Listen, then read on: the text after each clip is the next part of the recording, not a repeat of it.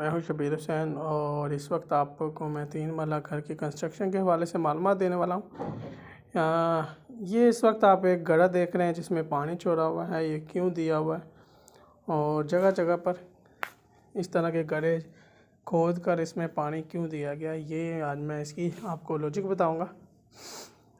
अगर तो आप अपने घरों की फिलिंग आप घस्सू से करवाते हैं। घस्सू बेसिकली रेत और मिट्टी का मिक्सचर होता है और ये ज़्यादा बेस्ट होता है अदर दैन मिट्टी से आप फिलिंग करें अपने घर की बुनियादों की, क्योंकि मिट्टी जो है वो पानी छोड़ देती है और सैलाब आने का ज़्यादा चांस होता है।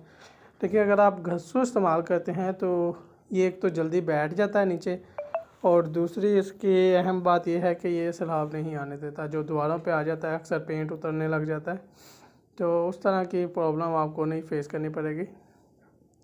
अच्छा, अगर आप घस्सू से फिलिंग करवाते हैं तो आप उसकी लेवल तक आप उसको भर लेते हैं।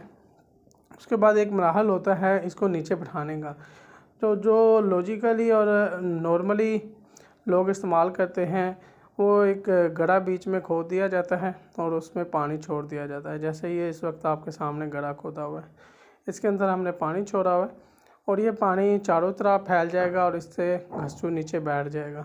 ठीक है, इसके बाद हम दमूसे से या कंपैक्टर से इसको कंप्रेस करवा सकते हैं।